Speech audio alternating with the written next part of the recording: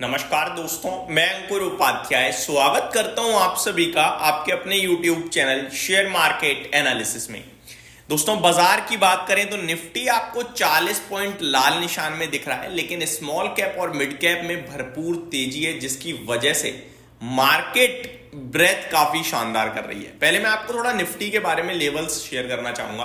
कल एक कमेंट आया था कि जब भाई आप ट्रेड करते नहीं हो तो फिर निफ्टी के लेवल्स क्यों शेयर करते हो इस प्रकार। भाई मैं ट्रेड नहीं करता, मैं ट्रेड करने के लिए बोलता भी नहीं हूं अपने व्यूअर्स को, लेकिन चाहे वो इन्वेस्टर हो, चाहे वो शॉर्ट टर्म ट्रेडर हो, चाहे वो ट्रेडर हो, अगर वो वीडियो देख रहा है दैट मीन्स वो मार्केट को डे टू डे बेसिस पे चेक कर रहा है। और अगर वो चेक कर रहा है तो उसको लेवल्स का पता होना चाहिए कि किसके नीचे स्ट्रेंथ है, किसके ऊपर स्ट्रेंथ है, किसके नीचे वीक है। तो ये सारी चीजें आपको पता होनी चाहिए। देखो, हम क्या कर रहे हैं वो मैटर नहीं करता, मैटर करता है हमें पता कितना है। ठीक है, अगर 100 चीजें पता है तो हम 100 चीजें तो नहीं करेंगे, करेंगे तो हम एक या दो ही चीज ना। लेकिन आप फॉर एन एग्जांपल, एक आदमी कोई क्रिकेट में अच्छा होता है, कोई किसी में अच्छा होता है, कोई ट्रेडिंग में है, कोई चार्ट्स में है, लेकिन करता तो वो कुछ एक ही काम है ना, ज्यादा से ज्यादा दो कर रहा होगा। तो पता होना ज्यादा जरूरी है, उसके बाद आप एक आध चीज करते हो। तो यही है कि हम वीडियो बना रहे हैं और दिन की अगर मैं 5-7 वीडियोस बना रहा हूं, उसमें मैं आपके साथ पूरा संपूर्ण चीजें शेयर नहीं कर पा रहा हूं, कम से कम वो चीज जो मुझे पता है, फिर फायदा ही नहीं है। ठीक है, अब आता हूं मैं निफ्टी पे। कल मैंने आपके साथ शेयर किया था कि बाजार पे कोई व्यू नहीं रखना है, कोई व्यू बन ही नहीं रहा, कोई मौका ही नहीं बन रहा। एक रेंज में है बाजार 23,400 23,800, इसके बीच में कुछ भी करेगा कोई फायदा नहीं है डिस्कस करके।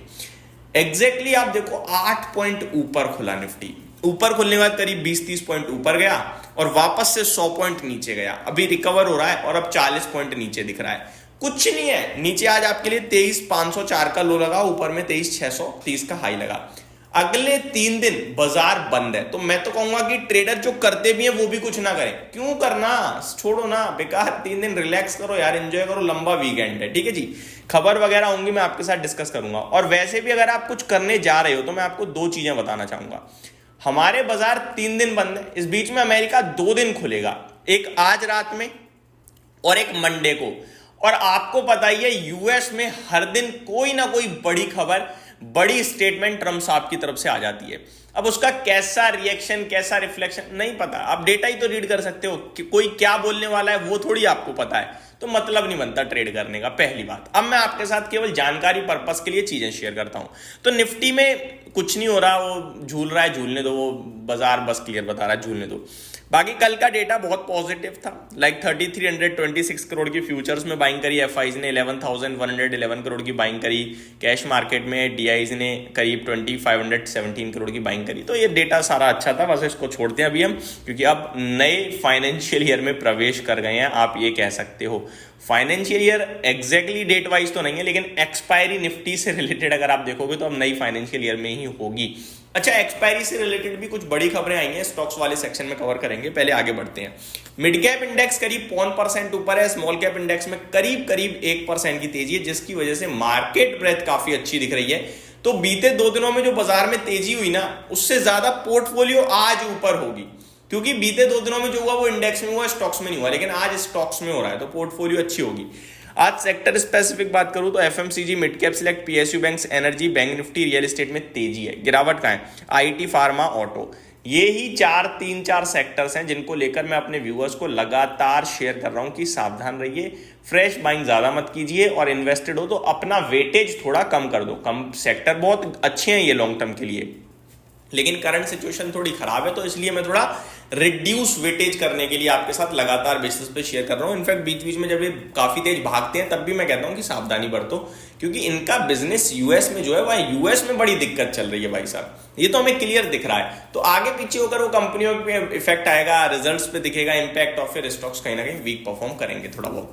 अब आते हैं आगे बात करें अगर आप सभी के साथ स्टॉक स्पेसिफिक, तो बीएससी के शेयर में 13.5% की तेजी है। क्या हुआ ये है कि जो एनएससी ने अर्जी डाली थी कि हम एक्सपायरी डे बदलना चाहते हैं, थर्सडे की जगह मंडे करना चाहते हैं, तो इसको लेकर सेबी ने कहा है कि भाई साहब मंडे तो नहीं करेंगे आप, या तो थर्सडे रख लो या ट्यूसडे रख लो। तो ये मतलब बदल दिया है, ऐसा उन्होंने बोला है, प्रस्ताव दिया है। और 17 अप्रैल तक एनएससी से वो भी मांगा है जो प्रस्ताव की भैया क्या सोचा आपने, सोच विचार करके।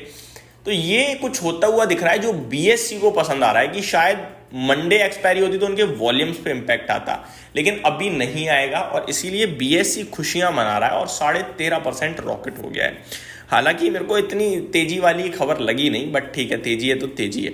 बायर क्रॉप साइंसेस में तेजी है। कैप्री ग्लोबल काफी तेज ऊपर नीचे कर रहा है, 2 दिन भागा, कल 17% गिरा, आज फिर से 5% ऊपर दिख रहा है। कार्बोरेंडम यूनिवर्सल एनएचपीसी में भी तेजी है।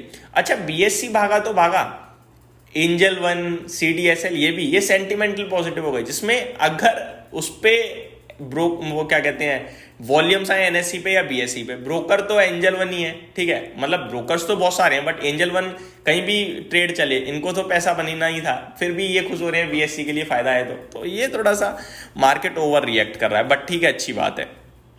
एमएनएम का शेयर टूटता हुआ दिख रहा है, जिसमें खबर पॉजिटिव है इनके लिए, सरकार की तरफ से कुछ ऑर्डर्स मिलते हुए दिख रहे हैं, तो ये अच्छी खबर है, बट स्टॉक का शेयर नीचे टूटता हुआ दिख रहा है। निफ्टी में 28 शेयर्स नेगेटिव है, एमएनएम लीडरशिप ले रहा है गिरावट की, देन सिप्ला, विप्रो, श्रीराम फाइनेंस, और 22 पॉजिटिव है, ONGC, Tata consumer, Britannia, BPCL काफी तेजी से भागते हुए दिख रहे हैं, बट ब्रिटानिया और बीपीसीएल तो निफ्टी से बाहर हो गए हैं, आई थिंक ये एडजस्ट नहीं हुई है अभी, बट कोई बात नहीं। जो मेरी वॉच करता हूं मैं जहां पे, वहां निफ्टी में भी शायद चेंज नहीं हुआ है स्टॉक्स का नाम, बट हो जाएगा। ब्रिटानिया और बीपीसीएल निफ्टी से बाहर हो चुके हैं, मैं आपको बताना चाहूंगा। आज नए स्टॉक्स भी कुछ वायदा बाजार में आए हैं, जिनमें से आइनॉक्स विंड है, आपका पीएनबी हाउसिंग है, आपका एक स्टॉक और है अभी हिंदुस्तान जिंक, तो ये कुछ स्टॉक्स जो नए खिलाड़ी बनते हुए दिख रहे हैं एफएनओ के, और एफएनओ में शामिल होते ही तेजी भी आते हुए दिख रही है। ठीक है जी, मार्केट को लेकर कोई व्यू नहीं है, ये मैं आपके साथ क्लियर कर चुका हूं। अब आते हैं कुछ और खबरों पे, खबरें काफी सारी आ रही हैं। कैप्री ग्लोबल ने कहा है company says achieve around 40% growth this year, कमाल की अपडेट दिया भाई साहब, इसीलिए भाग रहा है I think. Company says ROE likely to be in range of 11% this year, 15% next year. NDTV profits को ये अपडेट शेयर करी है। अदानी ग्रीन एनर्जी के लिए कुछ खबरें आते हुए दिख रही हैं, तो ये सारे स्टॉक्स हैं जो खबरों के दम पर भी एक्शन में दिख रहे हैं। मैं आप सभी के साथ इन सब के बारे में भी डिटेल में बात करूंगा, लेकिन सेकंड वीडियो में। बने रहिए चैनल के साथ। Thank you so much for watching this video, have a great day guys.